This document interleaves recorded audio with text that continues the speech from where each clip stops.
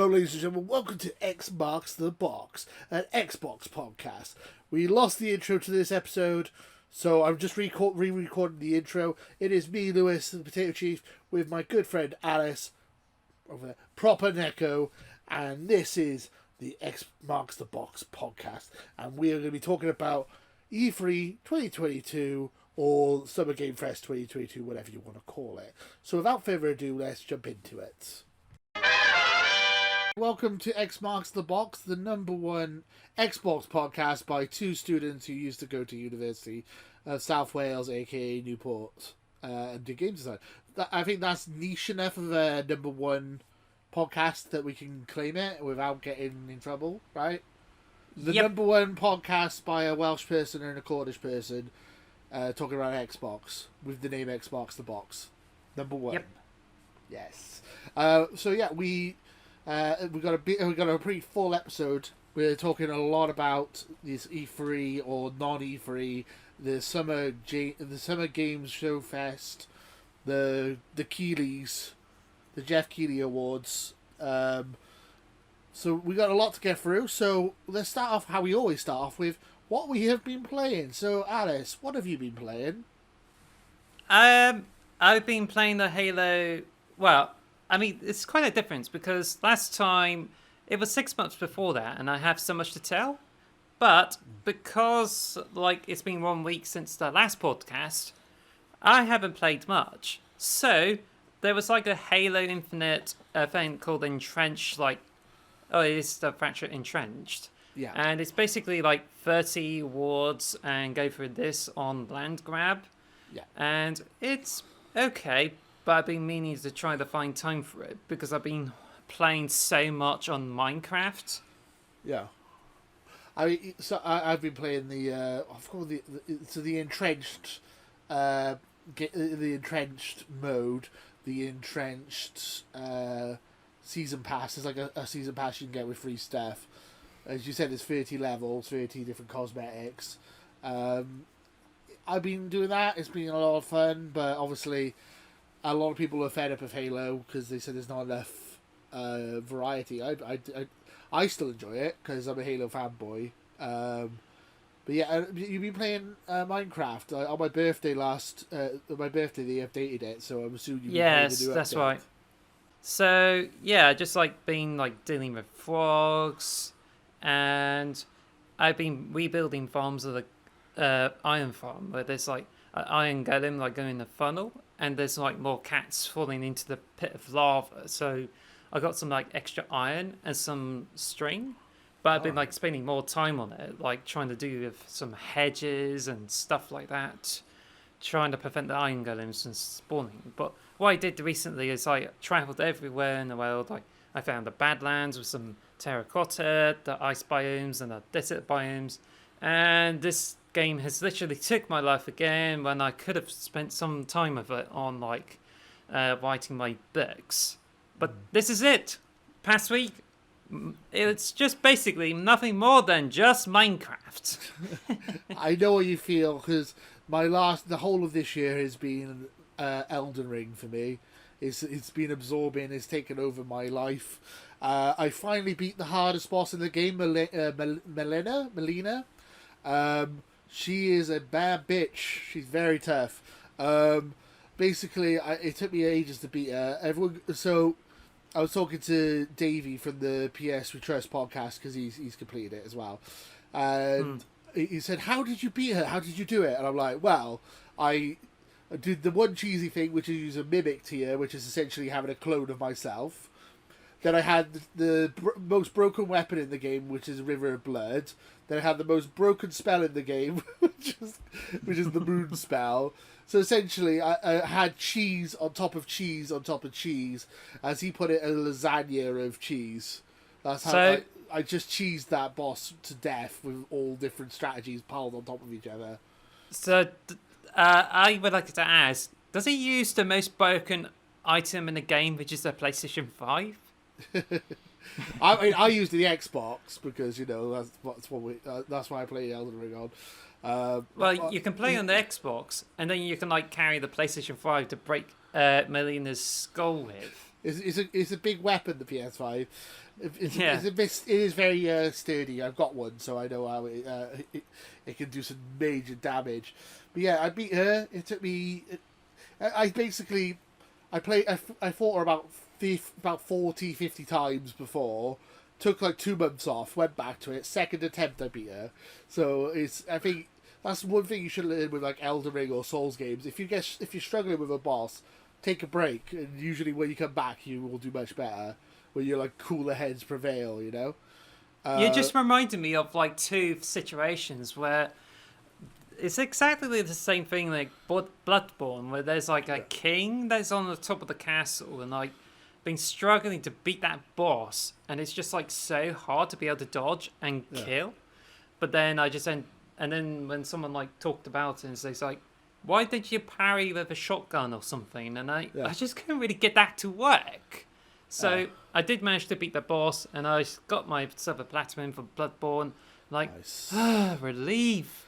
And then there's another time, like Halo Reach. There's an achievement where you have to kill just as you land, which is known as. Yeah, that one. You got to run off a cliff onto the back of an elite, right, and then like kill him, like with an insta kill, right? I think Yes. that's what it was. Yeah, I done I that think one. it's, It took me weeks though. Oh, that's such a hard achievement. It took me like 4 hours for me to like try to go through this and no success. Yeah. I even used a black. Is it the Iron Skull or the Black Eye Skull? Yeah. And I did this, and I just went to sleep. Then I woke up, tried it again, and after a few times, I got achievements. Yeah. I like. But do do you remember like there's a Mile High Club in like Call of Duty 4 where you go through so much of it? I got an achievement, and then one of my friends who's like into military and like those things, he just couldn't believe like how I managed to get this achievement, and he just gave up after it was turns out to be so hard on veteran. Like there's so much little time. Oh my god! I mean, that was a hard one. I never got. To be honest, I never got the Mile High Club achievement on there either. It's a difficult achievement, so I just gave up. Yeah. Also, in Elden Ring, that happened to me with the final like story boss. I took time off, came back to it, put some Red Hot Chili Peppers on, and for some reason that playing that song literally made me kill it first time. I'm like, what? Like zoned out and just killed it. I find that a lot of the time I'm better at playing video games or I'm listening to a podcast or music. Like I'm distracting myself with something else, and then I'm subconsciously playing, and then I'm just destroying. It's weird. When I'm focused too hard on something, then I mess it up, I think. I just like listen to music when I do Minecraft, but I just always find it like much better when I put on podcasts and just listen to what I gave through in Minecraft. It's pretty a good remedy, like when you're trying to ADHD and you want to listen to some information while you do some repetitive tasks. But that's because I moved over to my iPhone, like I switched over from Spotify over to Apple Podcasts, and I got like some of the older ones, so I subscribe to the ones I tend to listen to. But I just like thinking like, oh, should I subscribe to things like the Flophouse or the Dungeons and Daddies? And I realise I haven't been subscribed to them. So the trouble is, like, if you move from like Spotify to Apple Podcasts, then you pretty much like don't have all the podcasts with you, which is a bit of a pain. But this is definitely a good idea. It's just like listen to the podcast while you play things like Minecraft, for instance. I mean, I have my own podcast games, the games I play when I listen to podcasts. But yeah, you make a good point though that we are available on Spotify and on Apple Podcasts and on YouTube and on Rivers. I think it's Riverside. I can't remember what it's called. I think it's Riverside. So I don't know that, so I can't really say the full name of it. We're on pretty much all audio podcasts. We're available on. So it's nice to know that you have options. But yeah, I mainly listen to podcasts on YouTube, to be honest, because I'm lazy and YouTube is my go-all and end-all to everything. But yeah, so I don't know whether I should get YouTube Premium because I'm stopping like a Disney Plus subscription, and I'm thinking like I want to go for something that I can truly know where my money's going at. Like I got Amazon Prime, and I tried Crunchyroll. I used to try off on the Xbox Game Pass, Yeah. and it's like, oh, there's like 5 days of free premium content, so I can watch anime. But turns out that it's really bad. Like it keeps logging you out when you want to be Yeah, I signed in heard all the that. time, and the Xbox app really sucks because it gives you a promise like you can get signed in so much, but it keeps logging you out, and it's just Yeah. an absolute like it's a bad app. If you I've heard compare it that. to Yeah. like the Rooster Teeth app, then it's just like the Rooster Teeth app is much better because you get signed in and you can like it's easy to go through the shows. So if you Yeah. want to watch things like Ruby, for instance, then Rooster Teeth app is way better than Crunchyroll for that. Yeah. Speaking of which, there's a Ruby anime which is known as Ruby Ice Creamdom, so I would be watching it on Rooster Teeth instead of Crunchyroll. I see. Okay. Well, you mentioned Xbox Game Pass perks.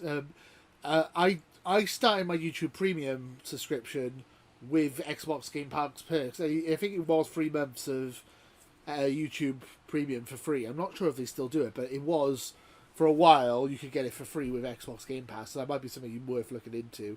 I use YouTube Premium. Because I'm on YouTube all the time, and the amount of adverts I've sat through over my lifetime on YouTube must be a ridiculous amount. So I like having Prime now. I just like I like Premium. I like skipping the adverts. It just makes my life much easier, and it makes it a much more enjoyable experience. Plus, if you are on YouTube Premium and you watch YouTubers, you give them more money somehow. I think that's how it works. Like Oh, so that's you that's a get good bigger. thing. Yeah, so it's good for YouTubers as well. If you want to help smaller YouTubers out like me, watch our Yeah. videos on YouTube Premium because they actually gives us more money. So So basically, if I were to like watch your videos, for instance, you know that if that money comes from like YouTube Premium, does it? yeah, well, I mean, Oh, cool. it puts it all in one lump, but you can separate it in analytics and find that out if you wanted to. Yeah, Okay, that's a quite incentive because I was thinking like, the YouTube originals are not so good, but No. I think many people would definitely go for YouTube Premium because YouTube is filled with lots of ads. Yeah. And you know the really shitty thing that is so far? Like, you go on YouTube TV app, you try to click on the video, and for so many times there's Piers Morgan coming up with his talk show. no.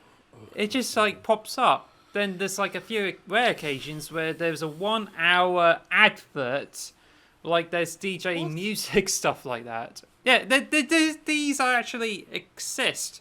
There's like That's 30-minute adverts, and it just seems as if people are like, What? oh, here's the video out, watch it, and this is basically how I paid. Yeah, I pay for this advert, so get people to watch it.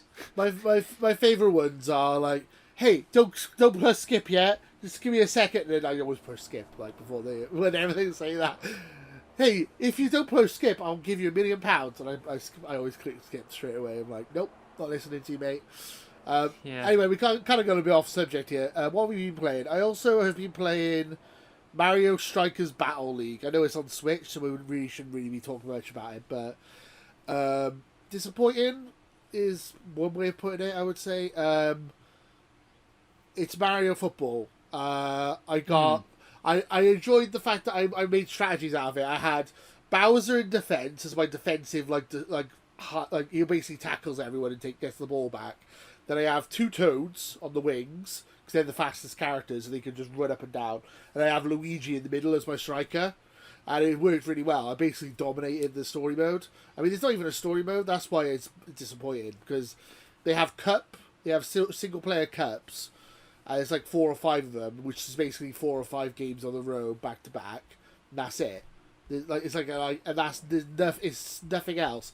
There's like 8 characters, 3 maps, and just this cup mode, and that's it. It's bare bones. I literally beat it in like an afternoon. It was like literally 2 or 3 hours it took me to beat it, and I only lost 1 match. As soon as I realised how it worked, I just dominated like 10-0, 12-0. Yeah. Yeah, it was disappointing because I love football and I love Mario, and Mario Strikers on the Wii was amazing. So this one's a bit bare boned. I'm hoping they've already said they're gonna add DLC going forward, but it's like I'd rather you release the game with stuff instead of releasing it in bare bones, you know? Yeah, that sort of thing. So, by the way, I don't think I have played anything else. Like, I know there's Sonic Origins, but I'm thinking like, nah, just not gonna bother because I think that anything that's interesting to me is whether I should buy it or not. The Star Wars Skywalker Saga, because there's a deluxe edition like a few weeks ago where it's like 20% off, but now you can get it for 20% off on the whole, like the normal edition, which is like 40 quid. So that, along with other deals, unlock sale. Like Xbox keeps pumping out lots of like interesting discounts and everything. So yeah. Sorry, I got that leg. Leg just cramped up then. I just like standing at the standing desk, so That'd be nice. So I'm just like flex my legs time to time just to make sure I don't get any dead feet. Yeah, I don't like getting dead feet. That's the most annoying thing. So I mean, but I also find it really nice, like you do art and try to get your artist memories and stuff like that. And the last thing I did is I drew a Minecraft fox who stands on their two hind legs. Yeah. I could like try to give you a link or some sort like that. But anyway, I tried to put it on our Minecraft on Reddit, and it's like, oh, it's getting upvotes, nice. And then it got removed, and I was trying to explain why is that, and apparently it's not that related to Minecraft. And say, is it because it's related to celebrity or the mod pack? Because I based it on the mod pack, and it says like, it's a fox, and foxes are not exclusive to Minecraft. But this is actually a Minecraft fox on two hind legs. That doesn't make any sense, does it? I don't know what to say about it, to be honest. It's a weird situation. Well, I don't know. I mean, it's Reddit for sure. Oh, I can't stand Reddit sometimes. So that's what we've been playing. Shall we move on to our prediction results? The result. We need to get like jingles or something on it. Like that's the thing. The PlayStation We Trust people have like jingles for like every segment. We just got to make. Where do they get those from? I don't know. Because I've been like trying to do a YouTube channel, and I would like to get some royalty-free videos and sound samples. So let's go with predictions results. And welcome back to X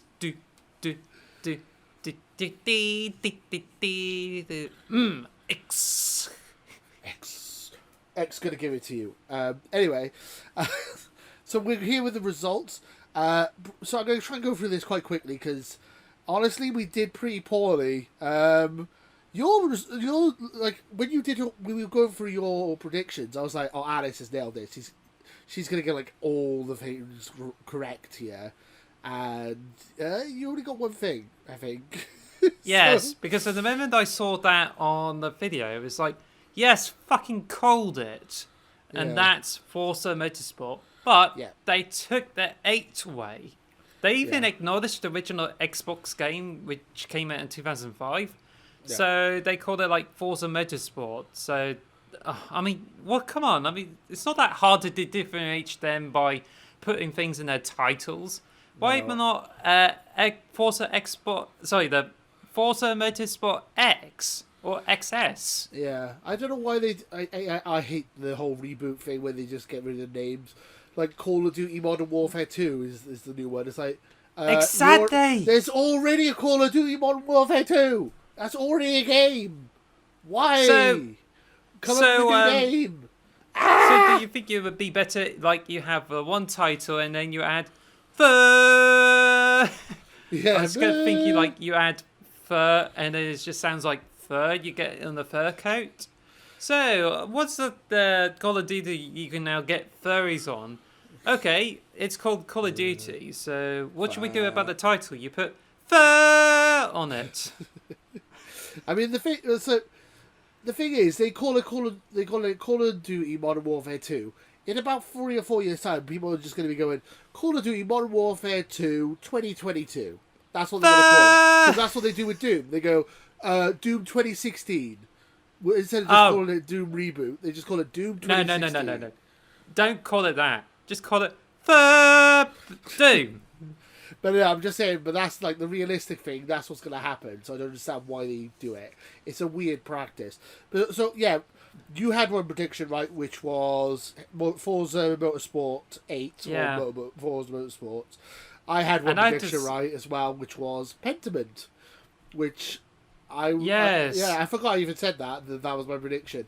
Pentiment. I didn't even realise it's on the whole showcase. So I was watching the main show and oh, that's an interesting medieval thing that is reminiscent of one of those chivalry of some sort like that. Yeah. Then when I found out it's a detective RPG where someone is murdered, and they're so that's the RPG game I was on about. Obsidian is making. Yeah. It's set in medieval times, trying to find out who killed what. Yeah. But I did not realise it's going to be in 2D. But I think this is a good decision to use that art style because it looks really nice and it looks as if it's really accessible than just being a 3D Oblivion wannabe. Yeah, and it looks like a painting. I mean, that's kind of what they're going for. I mean, Pentiment itself, the name Pentiment means a painting under another painting. So if you scrape the top layer off, there's another painting underneath. So it's like a hidden painting or hidden something that's being hidden essentially. So it's all about paintings. So it makes sense that the characters would look like painted, but it's not what I was expecting at all. When I first saw it, I'm like, oh. Okay. I was not expecting that at all. It looks weird, but we were saying last week that it looks like we a student. thought it was going to look like a student project. So... And it does. It looks like a very polished student project, but it does look like a student project. I can see that. No, because I expected it to be in 3D and based on the Oblivion engine. Oh no, it's Fallout New Vegas engine. Then it just comes out and says, oh, it turns out it's done in 2D, so it doesn't look like a student project anymore. Because you remember you go into the university courses, and they expect you to do it in 3D, not 2D, and that's what I've been brought up with. One or two courses there, you go in, you're expected to learn how to develop 3D on, but making 2D games is way more better. I made all my games in 2D when I was in university, and they didn't care if you did 2D or 3D. So it must literally you're only a year or two above me, so that's weird. They changed so much. I've been watching the extended showcase, and one interviewer is guest I think. She said it's easy. You just sign up to the Xbox, get registered with ID Xbox, and you get a dev kit, so you can make your own games for Xbox. So, that shouldn't be too difficult. I mean, I would like to make a new game. Do you want to make Pentiment 2 or a spin-off of Pentiment? We'll do that. We could do that. Or you can help me get Holes, which came out on the mobile devices. Oh, yeah. But we can get this on Xbox. So if you're listening to this and you want to see Holes on the Xbox, #Holes on Xbox. And don't make it rude, guys. Just try and be cool about it. Don't make it an innuendo now. I've got a couple of games in development that I would like to finish. I say in development, I mean I started them 10 years ago and I never finished them. So, if you guys want to see some stuff on Game Pass, try and get it on Game Pass. That'd be good. Xbox the box on Game Pass. Get it done. So those are the two predictions we got right. Do you want me to go through all the ones we got wrong? And laugh at how so I did a load of predictions for the PS We Trust podcast as well, so I'll go through them quickly as well. So I said Death Stranding 2 was going to be a Jeff Keighley show. Nope. I said Wolfenstein 3 was going to be announced. Nope. I said Half-Life Alyx was going to come to PSVR 2. No. And I said that we might see an Xbox handheld console, which obviously I knew wasn't going to happen, but I can dream. That's what I want, is an Xbox. But that's technically your prediction and not the PS guys, right? Sorry? I mean, they made those predictions, and I think that prediction of the handheld must have come from you. Oh, yeah, those were my predictions. All four of those were my predictions. Oh, right. Yeah, their predictions were a lot more safe. There was Stray's going to show up on the PlayStation show. It's yep. We knew that. So I went crazy. I would have been meant. They were like, I think it's definitely not the cat whiskers, if you ask me. they were like, But I saying, think it's quite interesting anyway. So Stray Yeah. is interesting, but I think it's really hard to like any PlayStation game when I do not really want to go around and buy a PlayStation 5 when I would rather get a standalone Blu-ray player. For goodness That's fair. sake. I mean, I have a PS5. I'm enjoying it, but it is hard to justify it when the Xbox is just it has so much more options with the Game Pass and stuff like that. And even when I've bought a PS5, and it's just it stood there, and I'm like, I've still played more Xbox since I bought the PS5 than I have PS5. I mainly play on Xbox still. So is it a good investment so far? Maybe, I don't know. Maybe. Well, I'm not I buying The think- Last of Us Part 1 because I think that's a rip-off and stupid. The game's 9 years old. It's already had a remaster and then they're remaking it again, and they're also removing the multiplayer. So why would you buy it? I don't understand. So there's only God of War possibly coming this year for PS5. Yes. So it's quiet. We're saying about how quiet Xbox is this year. They have got quite a few games coming out this year, whereas PlayStation literally have just a remake of a 9-year-old game, a God of War. Well, So so that's far, pretty quiet. so far, the PlayStation 5 has got some interesting games. Yeah. But I still feel that it's way better to stick to the PlayStation 4 for now. Especially, it's really difficult to get the PlayStation 5 and try to fit it underneath your TV. So, Yeah. I mean, PlayStation 5, interesting. There's a disc edition which offers nicer Blu-ray playback, but I think honestly you'll be better off sticking with PlayStation 4. And I hope the subscription services they offer, all the previous generation games work on the PlayStation 4 as well. But I think the backwards compatibility isn't that great compared to Xbox. It's not, and they don't have quick resume or anything like that, which is a bit frustrating. I like to go from game to game. I'm a bit ADD. I have a bit of a short attention span. I'm like, oh, what game can I play next? And I just change. So it's upsetting they don't have the quick resume yet. They need to fix that. PS5, I've played. What game have I played the most? Probably Death Stranding is the game I played the most on it, and I haven't even played that much. I've got more PS5 games on disc than I have on Xbox because my Xbox is mainly a Game Pass machine at the moment. So how's having to carry your babe around, huh?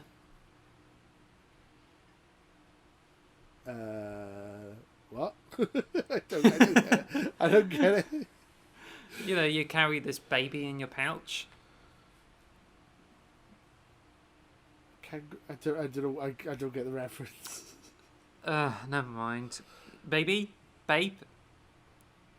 Oh gosh, I have to explain my pun to you. Yes. It's alright, isn't it? I think this has pretty much got rained over, I would say. Yeah.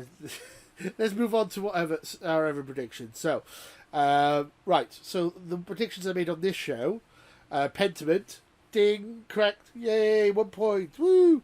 Gears of War collection. Where the hell is that? Everyone was on about how we were going to get Gears of War collection. Where is it? What? No sign of it. Nothing. Where is it? Where is it? Where is it? Where is it? Where is it? Where is it? Where is it? I don't have a voice in then. Where is it? Gears of War, no sign of it. I've done my voice in doing that. Quake reboot, no sign of that. I said Hellblade 2 will come out this year. Ooh, was I wrong? And Fallout New Vegas 2. No, they've actually Todd Howard has announced that they will be making Fallout 5 after they make the new Elder Scrolls game. So expect Fallout 5 in what? 10 years. 2032? 10 years, yeah. So the next Fallout game is in 10 years' time. They've already announced they're making it after Elder Scrolls. Yes. Oh, but I God. don't even know what Elder Scrolls 6 is supposed to be like. Is it going to be set in some special thing we haven't been to before? I'm really confused at how you could go from Starfield back to Elder Scrolls though. A game where you've made thousands of planets and loads of stuff to do, and then you go back to a small a country-sized map. or like a city. Like, I don't know how you go from making something that big to go back to a I have a smallish map. conspiracy theory now. Like, the Starlink, you have all those planets. There's like thousands of them out in the galaxy. Yeah. So, I presume that the one theory is, like, whichever planet is best, the developers, once they found one, they will definitely use it for the new Elder Scrolls game. Starlink is just an experimental ground to see what they can come up with for Elder Scrolls 6. Yeah, so, I mean, the Starfield stuff looks really cool. I'm really excited to see more Starfield.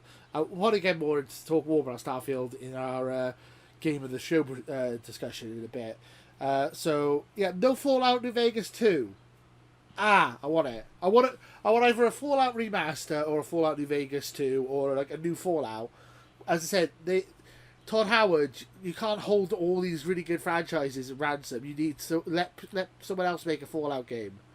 I can't wait 10 years for a new Fallout game. I need someone to make one. Please. Give it to Obsidian, give it to In Exile, give it to Playground. Like, you've got loads of Western RPG makers now on the Xbox table. Surely someone can make a Fallout game. Please. Please, Todd. Please, Todd. So, should we get on to your predictions, Alice? Okay, so Halo Infinite cosmetic DLC didn't happen. I'm surprised. I thought that was a lock. I thought that was definitely going to happen, but it didn't. Yes.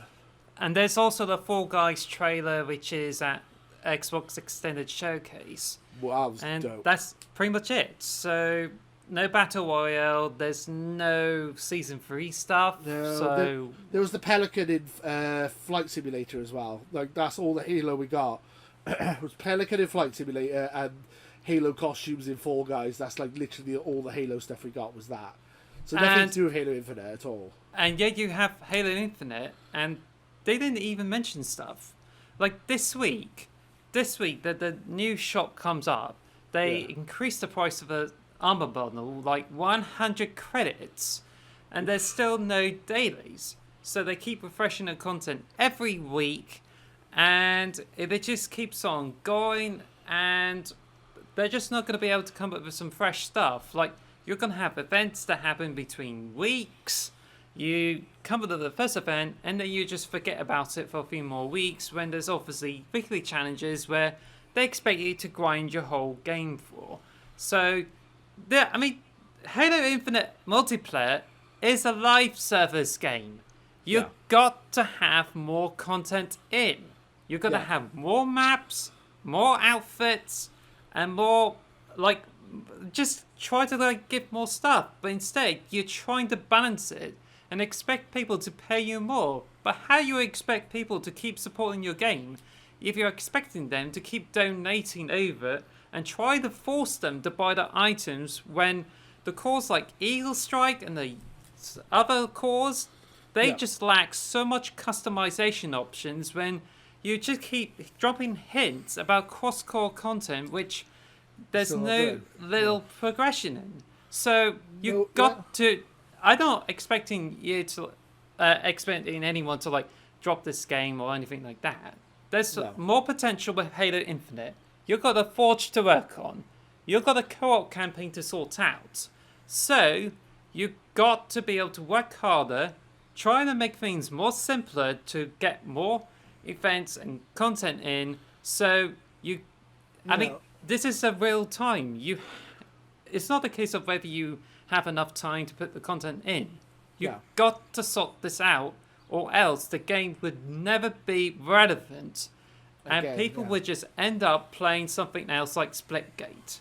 So 343 Industries, you got to act now. Your game is dying. It is dying, and it's unfortunate because I'm a massive Halo fan. This is why I'm an Xbox fan. It's because of Halo, as you said. But it's like we hear rumors that we were going to get Halo Tatanka, which is Halo Battlefield, Battle Royale. Where is that? No sign of that. Where any updates on Season 3? Any, as you said, co-op? Any apparently co-op is going live now as a beta or alpha or like testing, flighting. But Just Forge. yeah, and Forge as well. And then why not just put some retro packs in there, some retro maps? There's like what 10 maps now. Put some, like get some old maps. There's like 5 Halo games you can look at that have map. Well, I had Reach, so 6 that have good multiplayer maps. Take some of them. How hard is it just to repurpose these maps? Just upscale them and then just relaunch them. Like, well, that's basically it's easy. Like you saw how mad. these 2 maps were added in. Like they had so much detail.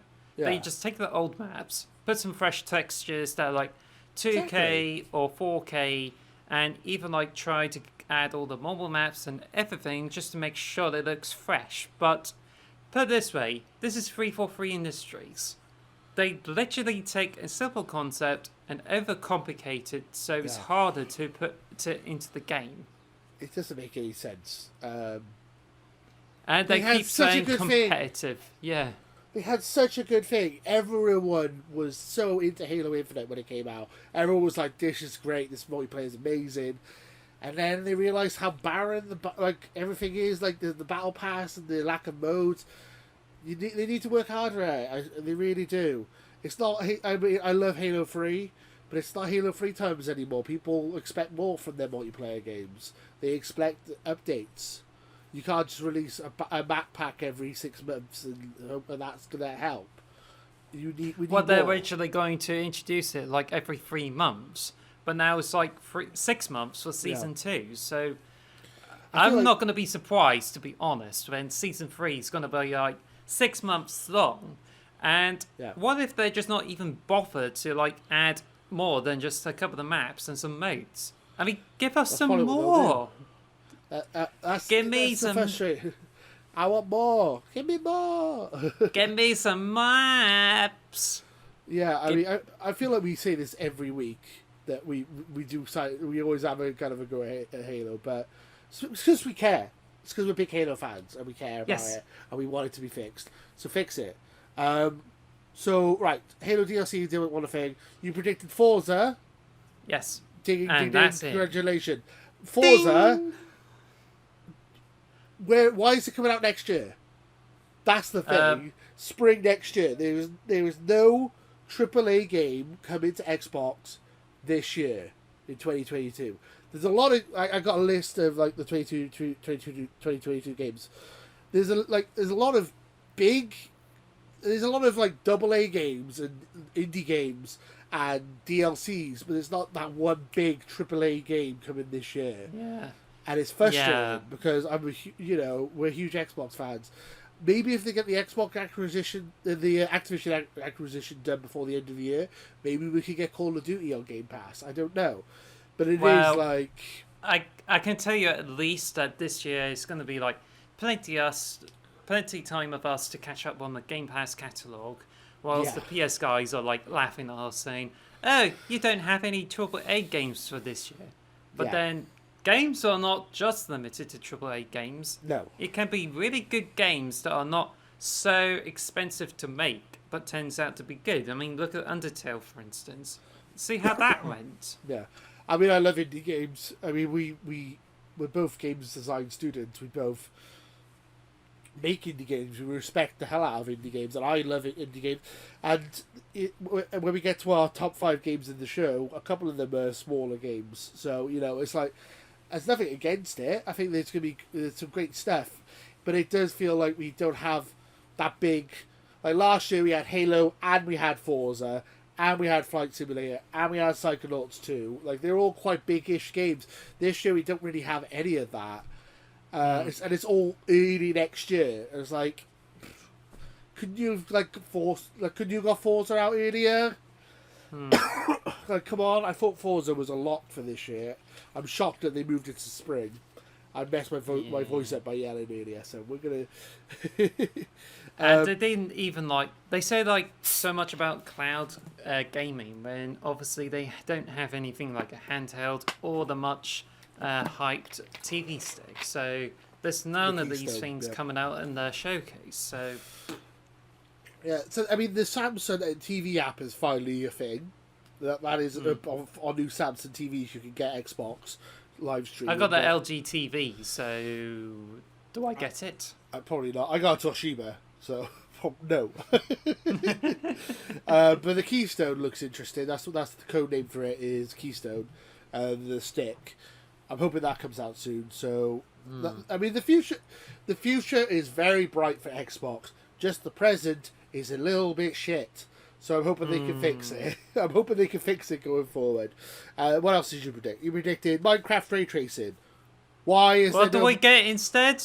Minecraft Legends. I think that looks good. Actually, I'm not hating on that. I think that looks fun. But as we said in the previous episode, ray tracing was announced before the Xbox even came out.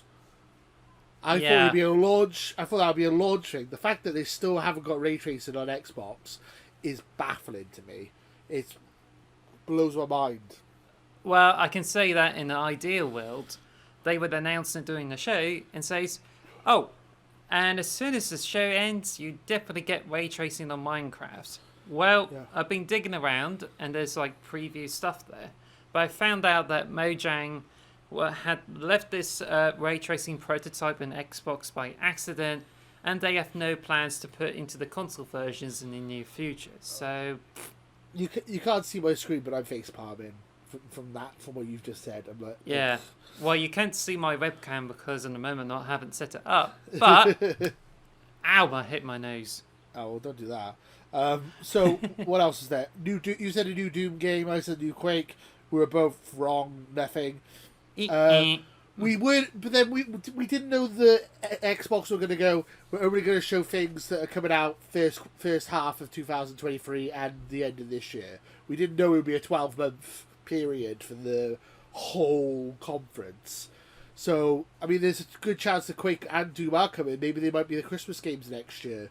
But I think the fact that they limited it to 12 months meant that a lot of our predictions didn't work out. Yeah, I think this is possible for like next year to have those games there. But this year, at the end of this year, we'll be just getting Turkey. Yeah. The most shocking prediction to not get right, though, GoldenEye. What the hell? Where the hell is GoldenEye? So, the MGM said that you need a license in order to release it. I guess. I mean, there's like a PC game that's just come out that's like a rip-off of GoldenEye. There's a documentary about GoldenEye. People are unlocking achievements for GoldenEye. It looked like that was the most certain thing in the world. If you could bet your house on the fact that we were going to see GoldenEye. Where is it? And where is it? And that turned into a rare opportunity. Where is she? GoldenEye. How dare you? Well, I think the problem is of this game is already turning like you get this N64 and you had a huge blast when you're like a kid, and then today because of the licensing issues, this game has slowly become not GoldenEye, but instead for your eyes only. That's a good. I like that. But instead you get Time Splitters on Xbox, which is like, I don't know about 1, but you get Time Splitters 2 and 3, which I bought through the sales, so you have to deal with it for a while. Yeah, you know what they say, live and let die. Yeah. Thunderballs. But I don't know. Who knows? Tomorrow never dies. I like it. So enough of James Bond. You. And Octopussy. Octopussy. Yeah. So we're going to move on to our topic of the show in a minute, which is our top 5 games of the conference. But before we do that, I wanted to also mention the extended showcase, which was a bit flat. It was just interviews, but the end of it was very harrowing and honestly, it made me tear up. Honestly, it was really hot. It was like, it was hard to see. The team in GSC game world Ukraine, the creators of Stalker 2, they show footage of them in Ukraine in the war, making this game. They're still making this game, even though there's like air raid sirens going off, and they're like stuck in their laundry room, or they in between volunteering, or in between being. I think they said the director of the game, they showed him on a Gatling gun on the back of a boat. It's oh my god, oh yeah, that showcase. And that yet the ending. Russians are like trying to go into this war and try to like destroy it, all their culture, and yet you realise that Ukraine has a really good thriving economy and has host to a lot of studios there, especially with all the services we need. Yeah. This is, I mean, as much as I would like to point my fingers at them, but this is war. War, whenever it happens, really shake the whole world. As much as we wanted to be able to change the culture or change the countries around, war is always never good. It's never a good thing. This is why I don't like games like Call of Duty and stuff. I don't like glorifying military stuff and war and stuff. People might disagree with that, but I don't like that myself. War is bad. It always has been bad. It's usually young, innocent people dying for no reason, no good reason, and the reason is that Vladimir Putin wants land in, and he wants to get land where you can do more transfers. I can't remember. It's like a docking area. I don't think that's the main reason, though. He actually wants to make his mark. He just actually wants to make his mark on the history books. But at the moment, this is turning into a more of a pyrrhic victory for him. When obviously he's like pushing all of his supplies out, and only to end up like losing units. But nevertheless, this whole war is scary. Yeah. I mean, I don't want to go on too much about the war in Ukraine, but I thought it was really important for us to bring this up because it makes me very proud to be an Xbox fan to see that they ended their extended showcase with that. It was very touching, and as I said, it made me cry. I'm not gonna lie, it did really upset me, and I was like, it's important to remember this when we're arguing with each other about plastic boxes, which one's more powerful, which one has the best games. You've got to remember there's some people who are in bloody war for no good reason, and it's sad, and the fact that the Stalker 2 is maybe some kind of escape for these guys, some kind of thing to keep their mind off it is. Yes. Yeah. I mean, anything like books, games, escapism, it just as a means for people to escape from the world. But who knows? They might be doing a lot more of that, especially with lockdown, because they don't agree with the world. And the world is pretty much a brutal place, no matter how you try to like treat it. Yeah. But I think it's always best to like keep ourselves up with hope and take actions just to help people out. So that's what matters the most. I mean, when Stalker 2 comes out, is probably the game. We talk about development hell. This game has gone through COVID, and now it's going through the war in Ukraine. This game is in. If it comes out in an amazing shape, it'll be a miracle, and I'm hoping that. I'm hoping it's. I mean, I'm hoping this could be a good game, but at the end of the day, does it even matter? It's not that important. It's, never underestimate the willfulness of people based on empathy. Like, the Eurovision Song Contest this year. Like, we almost got United Kingdom to win the contest based on the judges. Yes, then came with the popular vote. The public vote comes in.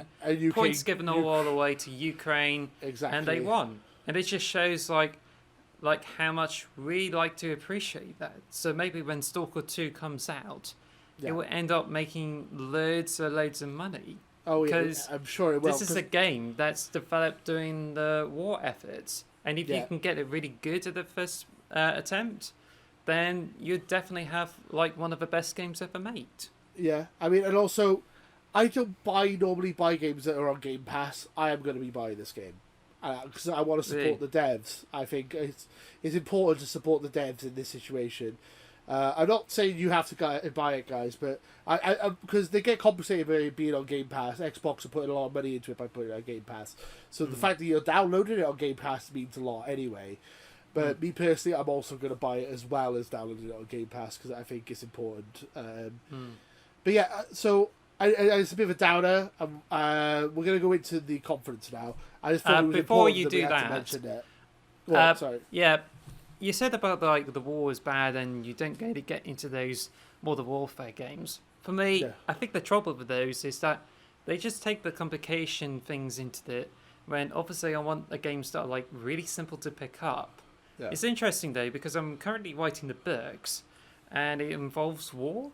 But I tend to focus on the consequences of war than like glamorizing it because when I write about war in the books and stuff like that, oh yeah, there's interesting form on YouTube vids. But yeah, it's just it's important to show the consequences because war can be so damaging. It just reminds me of the Lord of the Rings books where there's a chapter about I think it's something to do with the Shire.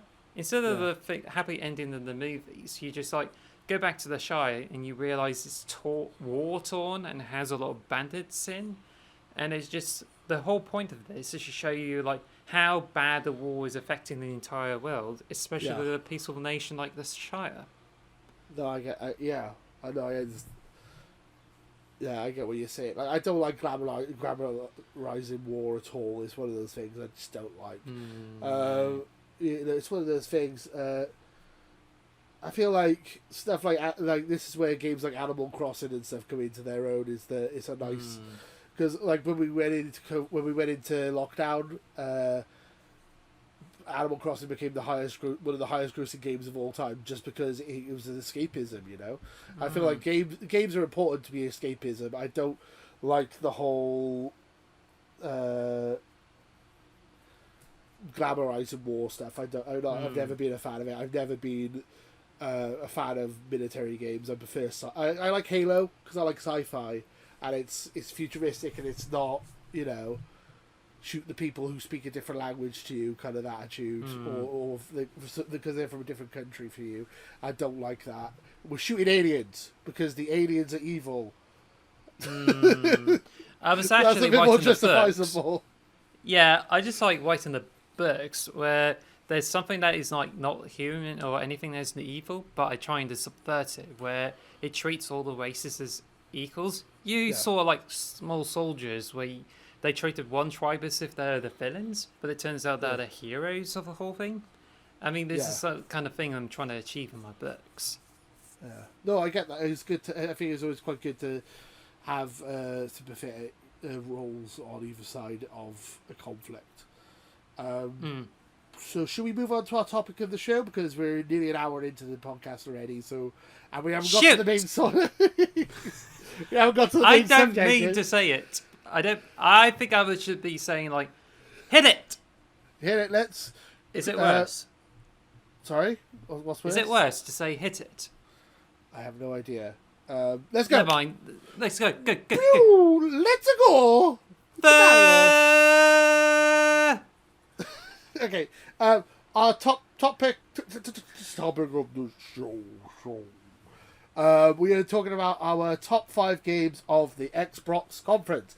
We've probably covered a lot of these already, but we are going to go into it in more detail. So we've both devised the top 5. I think if one of us says something that's in the other one's top 5, we'll just discuss it in general and get it over with, yeah? And we'll talk about it. So if you say a game that you're number 5 and it's my number 1 or something, we'll just talk about it and I'll explain why it's my number 1 and all that. But otherwise, we'll just go through the list. Does that make sense? Yes. So, do you want to say your number 5 game of the show? Ooh. Okay.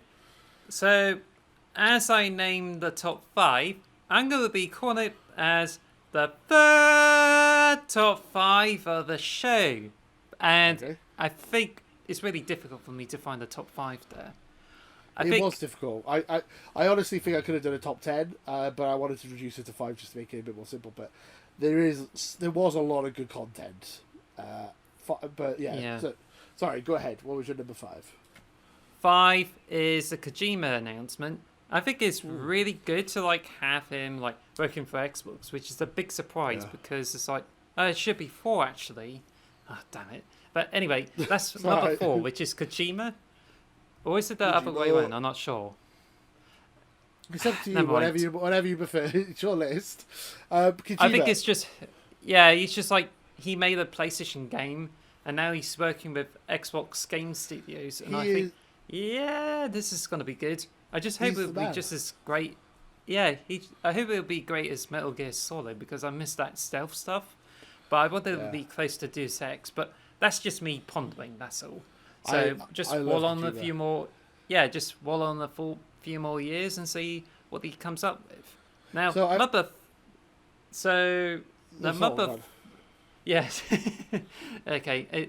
Number 4 is Redfall. That's my number 5. Redfall is my number 5, and you're number 4.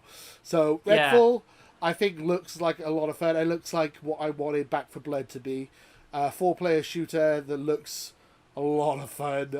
I think it looks like a lot of fun. I've saw people say they didn't like the look of it. I don't know what I thought it looked fun. I think last year was just a CGI trailer, and I thought, meh. But this year they really made it better because they showed the gameplay, and I think it just shows to be like really nice. But I think it just ends up getting a little bit of cringy version of like Borderlands 2. It's like people talking to the fourth wall type of things, and then you expect those classes, which is just literally the same as you expect in Borderlands 2. Yeah, it does feel like it's Borderlands crossed with Left 4 Dead because it's got like the Left 4 Dead kind of art style and look to it. I know it's vampires, not zombies, but and it's got like the Borderlands leveling up system.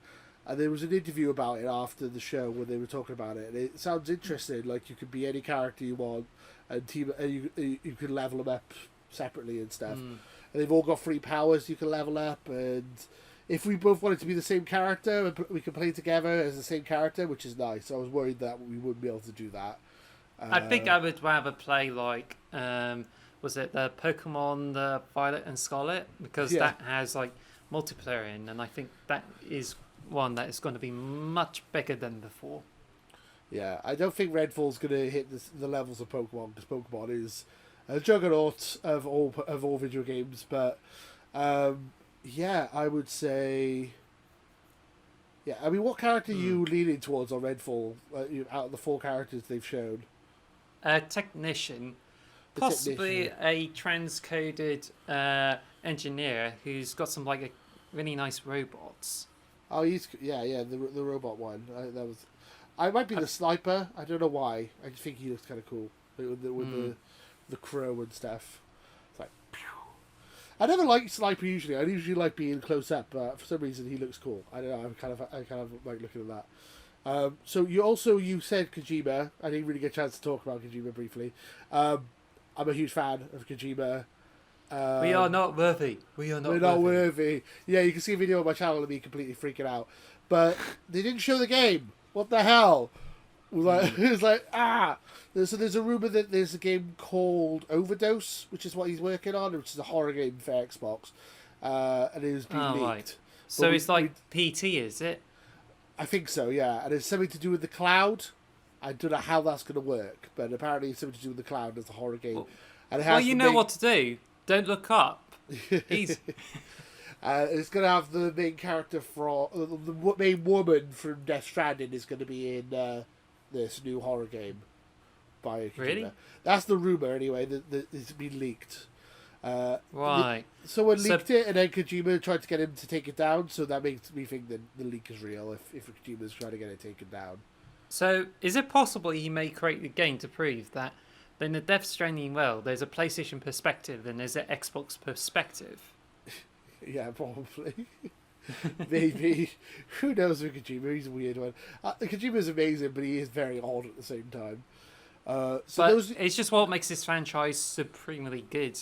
Yeah. It tries to be military, but it's subverted into a bunch of like weird stuff, which you grow to like. Yeah, I love like I love trying to find stuff. the frogs in like Metal Gear Solid 3, for instance, Yes. and stuff like that. Good stuff. And there's even like bipedal robots that sound like cows.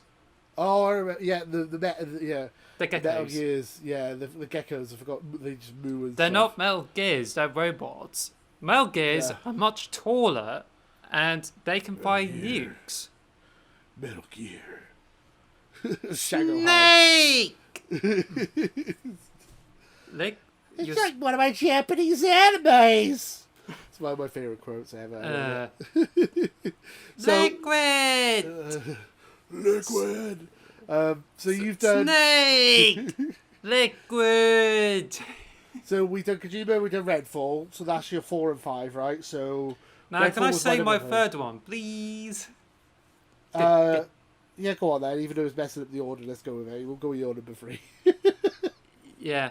Forza Motorsport. Frozen Motors. Okay, yeah. So, what's the? It looks pretty. It looks like a really like it's got ray tracing and stuff on it. I think it's gonna be like really good because I think it's gonna have much better technology than for Horizon 5. But I Yeah. definitely saw that company because they're not selling Motorsport 7 anymore on their Xbox store, so Yeah. they've got to bring up the Forza Motorsport, and I think wow, that's really good, and I think this is definitely I like to check out on. But I doubt I look would forward to ever get in as much as I can get in with Forza Horizon 4. Yeah, I'm really looking forward to it. To be honest, it should be a lot of fun. Yes. Yeah, I mean it's got to go fast, drive around the track. I mean, I don't really know what more we can say about Frozen Motorsports. We know what we get. We know what we're getting. We're getting a very, very, very, very, very, very, very, very, very pretty game, which is going to push the Xbox to its limits. But it's basically collect cars, drive around the track, try and go fast around the track. That's pretty much the full game, right? I mean, I love Forza. I used to prefer the Motorsport to Horizon, but I think Horizon's grown on me now, and I think I prefer Horizon personally. But it looks pretty. It looks very pretty. Should I go through? Should I say my 4 and 3, or do you want to just go through your list and then I'll go through my list? It's up to you. I'll go through my list, and the second one is, I think I just like moved up from 2 because it was originally going to be 4, but it's the Persona collection. Yeah, that's not on my list, but that was a big announcement. Yes. Not only that, it's coming to Game Pass, which means not only you good. can play on the Xbox, but for the first time ever, you get to play them on the PC. Yes, I didn't think of that. That's a good point. Well, Golden was already on PC, Persona 4, but for Persona 3 and Persona 5 were not on PC, which is nice. Yes. Persona Mind you- 5 Royale, I got it Yeah. on PS4, is a very good game. I played it for a couple of hours, but I'm not going back to it now. I'm going to play it on my Xbox when it comes out. Yeah. The only thing is that it's really an interesting RPG that has a really sick art style. Yeah. But bear in mind, like I played Persona 4 for about an hour or two, and it is very dialogue heavy. It is, yeah. I've only played Persona 5 Royal. It's a lot of dialogue. It's fun. Yeah, as you said, it's dialogue heavy. It's quite dialogue heavy as well. You know, the Phantom Thieves, you can go into people's dreams and stuff. So, yeah, I mean, it's cool. As I said, I enjoyed it from what I played it. I did like the first major, like dungeon, I guess you would call it. I did like the first major story, and then I haven't really gone back to it since. But I was hoping to go back to it, but now I'm thinking I might just play it when it comes on Xbox now. To be honest, yeah, Persona looks. I think is very good news for the weebs out there and everyone who likes some RPGs. It's good to show that Japan is being thought of in Xbox. Xbox is kind of being. Well, Xbox is third place in Japan, and it always has been. It probably always will be, but they need to try and make some inroads. Well, I still think they bring should some buy more. Sega. Yeah, Buy they Sega. they've been bringing more Japanese games over to like Game Pass. So like the Taiko and the Dangra Pogo, whatever that is. I don't know. Danganronpa? Yeah, Danganronpa, that one. Yakuza. Yes. Bless you. And, yeah, I did say Persona. yes, not a sneeze. I know. Persona, yeah. They're working very hard to get more Japanese games, which is good. And we got Kojima as well. So it's... and that Wu Long game looks cool as well. Oof. That's not on my list. I don't know if that's on your list. Is that on your list? Wait, is it Wukong stuff? Wu Long. Wu Long. Is it the Team Ninja one, or is it the Massey? That's not on my list. Well, that's not on my list either, but it looked good. It looked like kind of like a Dark Souls type game, but made by Team Ninja. I'm totally down with it. I'm looking forward to try that. For the moment there, I thought it's going to be like Ninja Gaiden, but now it's just like a different franchise. But it just seems like whenever I see Team Ninja, I was thinking like game-breaking glitches. But you think of Ever M. Oof. And there's also Dead Alive 4, where you used to like lose progress whenever you switch profiles during the game. But then that's a very, very early Xbox 360 game. Yeah. Oh, it was a good game though. I did enjoy that game quite a lot. So, right. So that was your number two. But I think it's worth mentioning that Ninja Gaiden games were brought over to Xbox Game Pass. So definitely you should check it out before you can like check out this game. So what is your number one? Or should we save that until I get to my number one? Well, the number one is... Well, actually, I think you're going to say that's a good idea. Because I think we all know what it is. I think so. But maybe I'm wrong. Maybe I'm not. Maybe. All right. How about we get to my number one, and we'll probably both have the same number one. We should say it at the same time, but then we'll both say it and it'll be completely different games. Now, let's go for Slime Rancher 2! Like, PCCW Top 5 with some Flyweight Championship goodness. It'll be glorious. So, my number 4 is Plague Tale Requiem. Woo! The Last of Us killer. Ba ba ba. Better than The Last of Us. I've been arguing with people all day about how I think Plague Tale Requiem looks better than The Last of Us Part 2. And I stand by it, and I don't care. You can ever go, you comment below about how I'm wrong. I'm right. I know I'm right. Last of Us 2 sucked. Bring in Plague Tale Requiem. Bam. Looks like a better version of The Last of Us with rats. Just you wait till we bring out The Last of Us killer on Xbox, which is, I don't know. Hellblade 2. We could definitely expect something like Uncharted or stuff like that, but then we got Tomb Raider, right? Well, we got Indiana Jones. But it's not exactly Last of Us, isn't it? Yeah, I'm not a fan of... Last of Us 1 was one of my favourite games of all time. Last of Us 2 is a giant turd as far as I'm concerned. I do not like that game at all. Dog shit. Is dog shit. That's what I said in my video. Yeah, dog shit. I made that video about 2 years ago, and it's still relevant. So I re-uploaded it to my channel because I've been arguing with people all day about it. So I thought, you know what? Here's a video so you can see my opinion, and I don't have to keep repeating myself. Thank goodness for YouTube Shorts. Exactly. Anyway, so yeah, Plague Tale Requiem. There's enough about Last of Us. Screw Last of Us. Plague Tale Requiem looks gorgeous. It's kind of an indie game, but it's not. It's like AA or III, whatever you want to call it. It looks amazing. It looks really good. You can actually stab people now. Yes, that's gaming. You couldn't stab people in the first violence. game. Yes! Yes! The first game you couldn't stab people, you could use a slingshot. This game you can stab people, you have a crossbow, and you have a slingshot. Ooh, yeah. What happens if they add lightsabers? It'll be yes! Yes! Yes, come on! Lightsabers! I have the high ground. It looks really cool, though, Plague Tale Requiem. The first one, Plague Tale Innocence, I would highly recommend it. It's on Game Pass. Just play it. It's a lot of fun. You'll enjoy it, I'm sure. I hope you will. It gets a Potato Chief seal of approval. It has my seal of approval on it. Yeah, it's very potatoed. It's a good game. As I said, all you have in the first game is a slingshot, and you're gonna save your little brother, Hugo.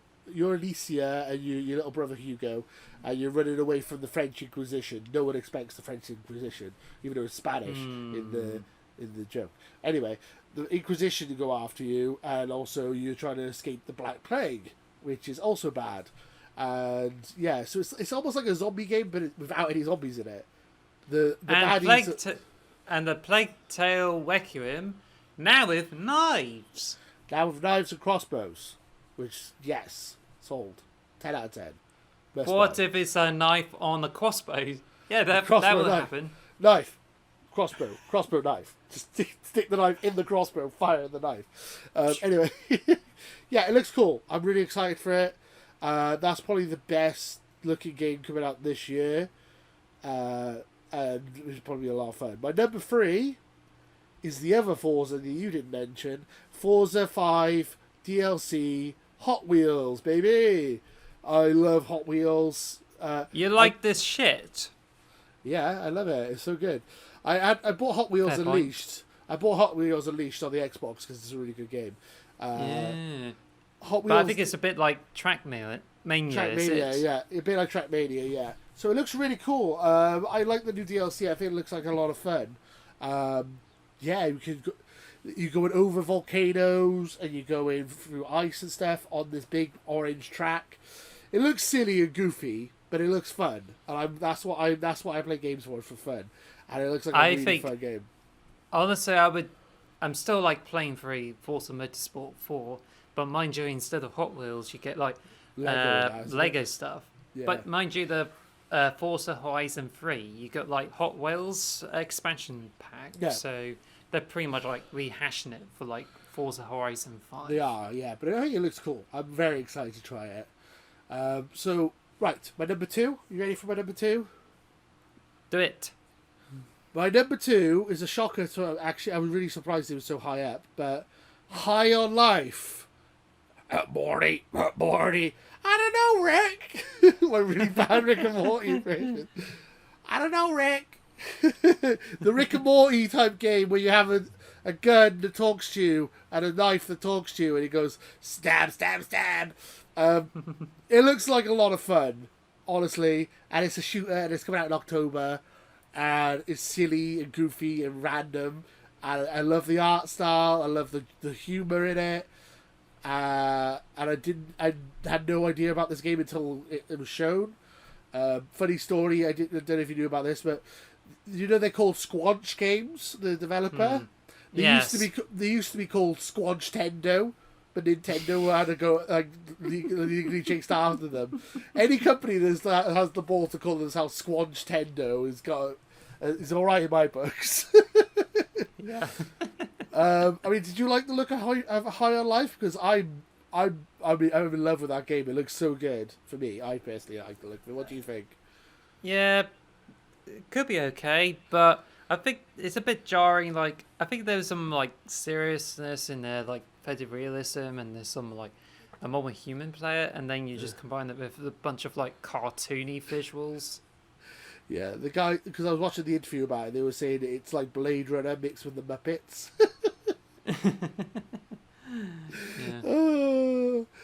Yeah, it's just Rick and Morty, the game, isn't it? Really, it's so weird. Like one of the guns is Mr. Meeseeks. Have you ever watched Rick and Morty? Yes, by the way? Meeseeks. Yeah, the gun is essentially Meeseeks. You're shooting Meeseeks at people.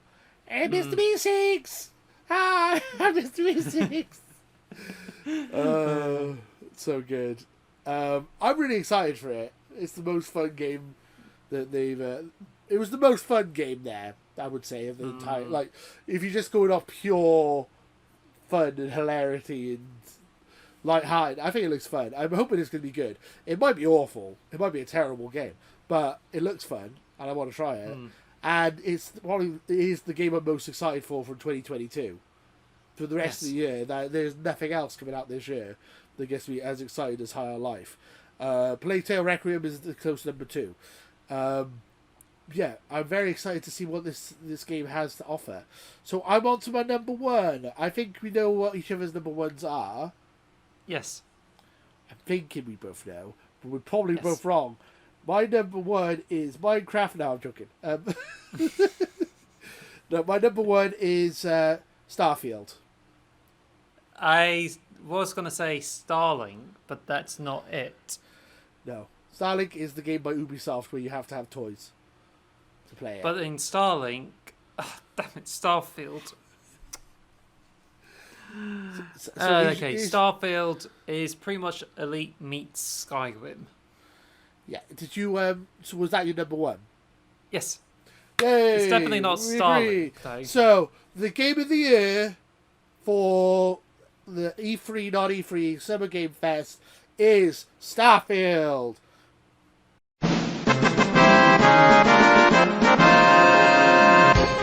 I just keep thinking Starlink.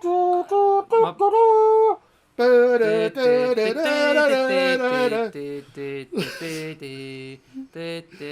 could add that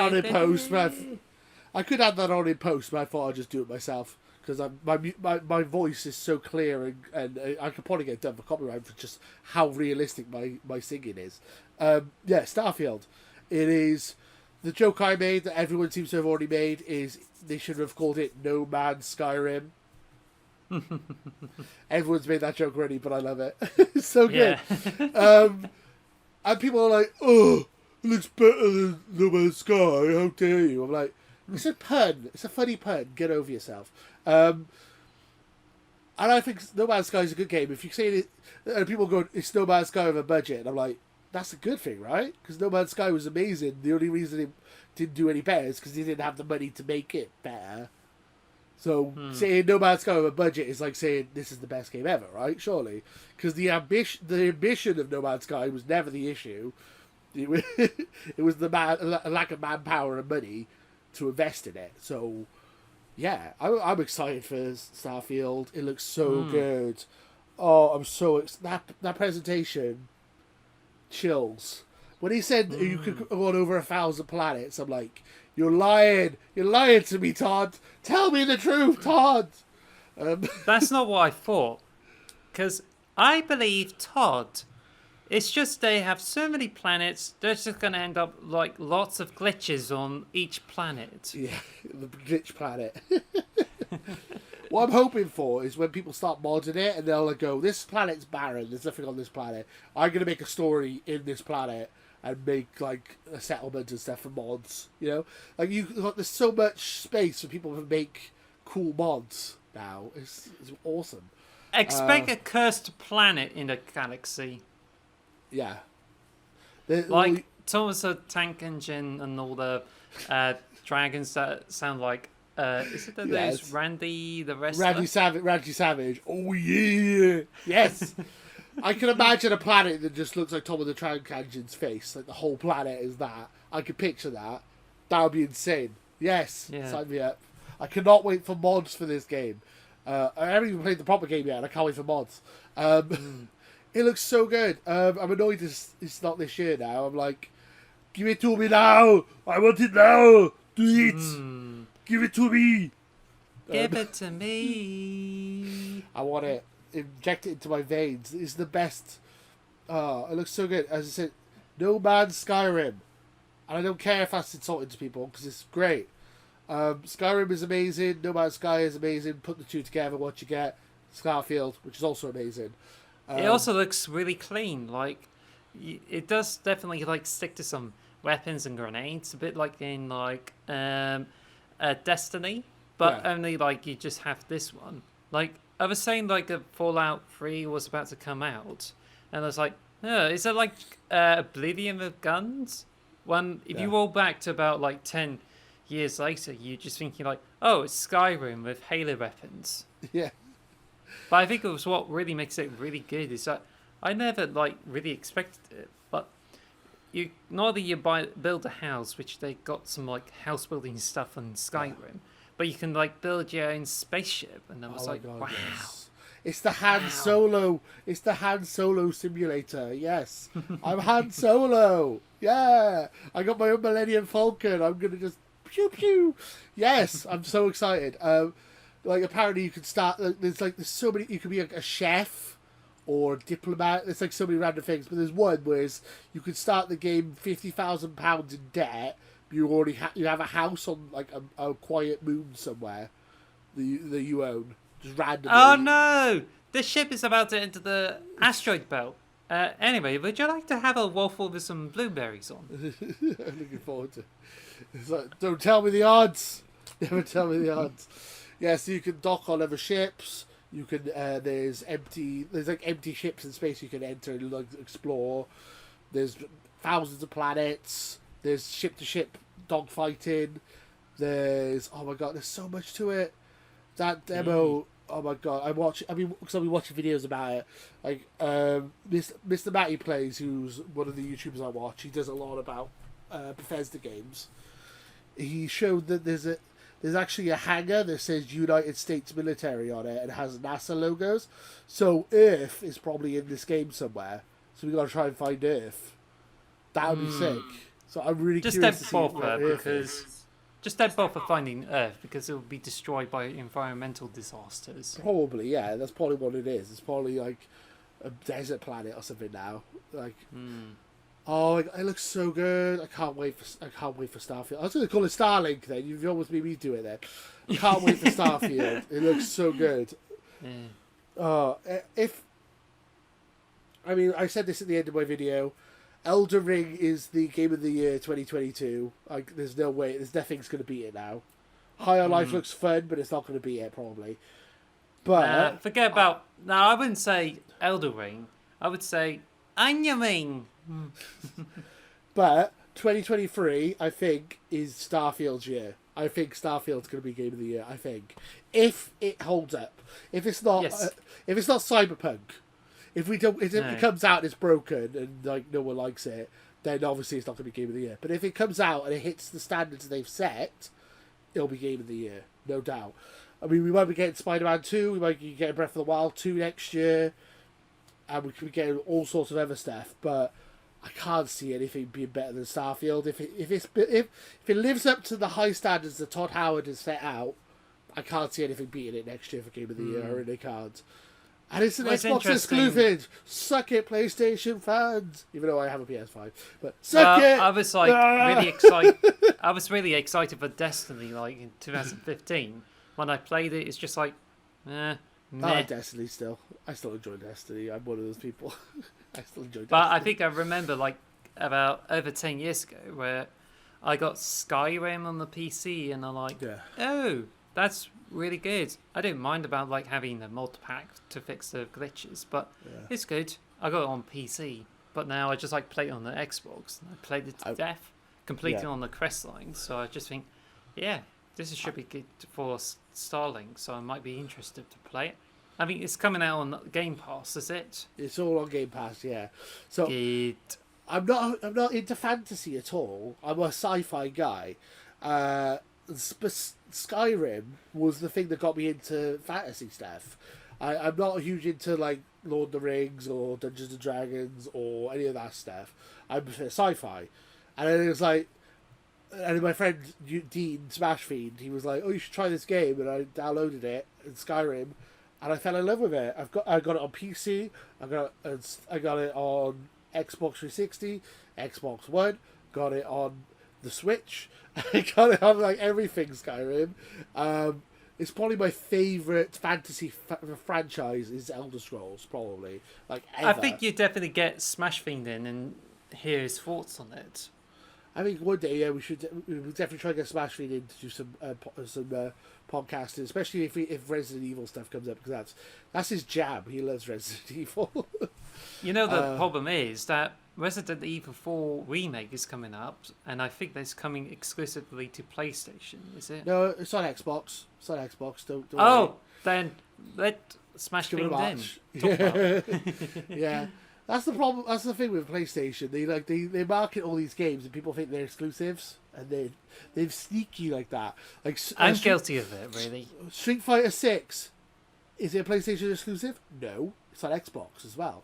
There's a lot of games. Not Street Fighter 5 because that's but PlayStation. but Street Fighter 6 is an Xbox game. They have multiplayer. Oh, good. So yeah, they didn't. But no one announced that. They never mentioned that. They're so sneaky.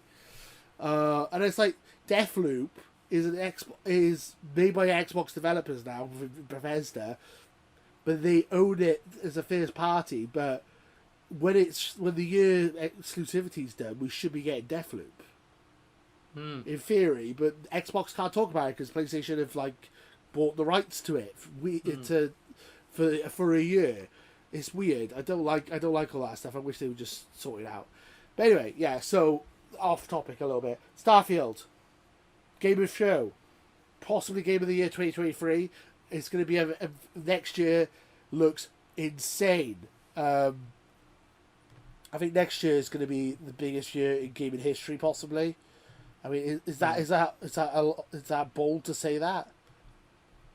Well, what do you think? I just think, yeah, I think it will be like really a huge game of the year, at least on the Xbox, because we don't know what the PlayStation or Nintendo people would say about it. No, I mean, Spider-Man 2. That's the reason I bought a PS5, because I love Spider-Man games. They're really good. That's coming out next year. Maybe Wolverine, probably not, but probably Spider-Man 2. Breath of the Wild 2 is coming out next year on the Switch. So, I mean, the fact that we're getting Breath of the Wild 2 and Spider-Man 2 and Starfield and Redfall and Forza and Diablo 4 and Resident Evil 4 and Stalker 2, the list could just go on and on and on and on and on. What about Minecraft 1.21? Minecraft Legends, don't forget that, which actually looks fun. I might probably be not so interested in it because I played a little bit of Minecraft Dungeons, but it hasn't got that addictive factor as the original. So it's a real-time strategy game. If you've ever played Overlord or Brutal Legend or Pikmin, it's like that kind of style. Pikmin. It's like Pikmin, the new one. You control like sheep and then they send them to kill things. You like get like Minecraft mobs and get them to work together to do stuff. Apparently, that's what it looks like. Anyway, I'm excited for it. I love Minecraft. Any Minecraft spin-offs I'll play for sure. I think we covered pretty much the entire conference there. Was there any games that we didn't mention that you would want to talk about briefly? I could mention about the Battle Royale. I can't remember the name of it, but I think it's just like some. Yes, I know the one. Yeah, I've got it yeah, that down. one. I just saw the Blade Point.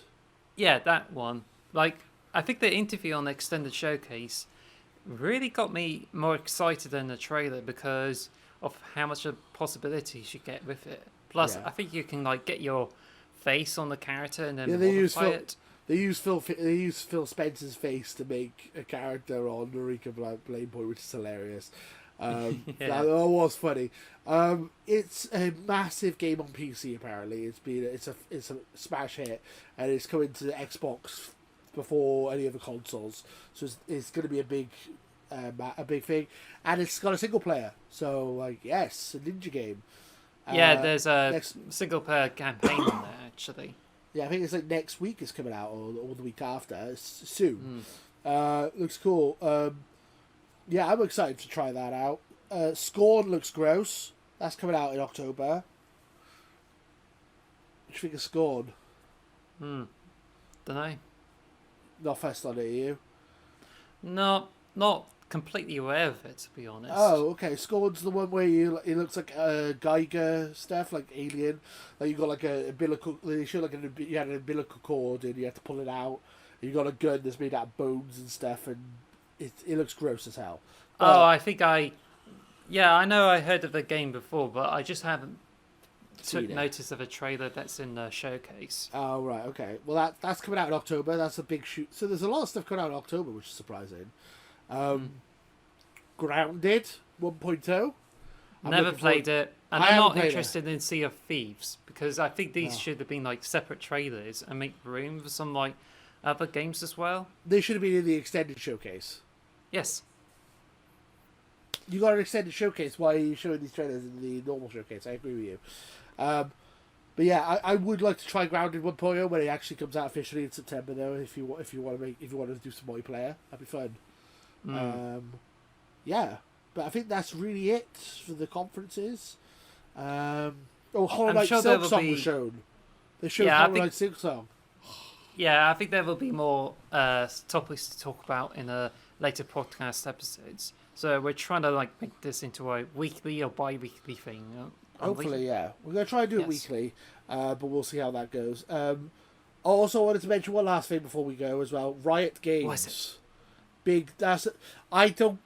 I don't give a shit about Riot Games personally, but it is a huge deal. It's a massive deal. League of Legends. Wyatt Games. Yeah, Valorant. There's a load of them. There's a load of basically PC and mobile games that are going to be on Game Pass. So if you have Game Pass already, you can have all those games. So you can have all the heroes in League of Legends, which is like.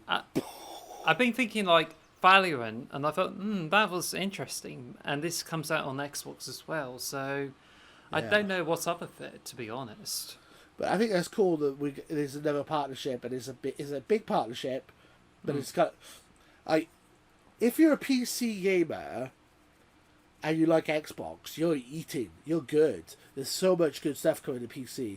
As soon as this Activision deal's done, basically Xbox owns PC. They have Blizzard, and they have Riot in their pocket. And I hope they would use Battle.net technologies for the Microsoft Game Pass games, because that will make life easier for PC gamers. Yeah, exactly. They got World of Warcraft, they got Elder Scrolls Online, they got all the Blizzard games, they got like Overwatch, they got all the Riot games now, the League of Legends and Valorant and all that stuff as well. It's like, it's crazy how if you're a PC gamer, you're an Xbox fan, you've joined the right side of the ecosystem. I think if you're a PC fan and you're a PlayStation fan, I feel like maybe also there is some good stuff coming to PC from PlayStation, but £70 a pop, and they're usually 3 or 4 year old games. Whereas day one on here on Xbox. I would just like to say that I think the Riot Games partnership is interesting. But for the moment there, I thought they're going to bring League of Legends over to Xbox, because that will make it a huge killer app there. Yeah, I don't understand why they haven't done that, to be honest. That should be something maybe that is something they're working on. They should do the same with World of Warcraft. You got these huge PC franchises that are only on PC that you now have access to Xbox. Use them. Get them on Xbox. I know. There's also Overwatch 2 coming out on October.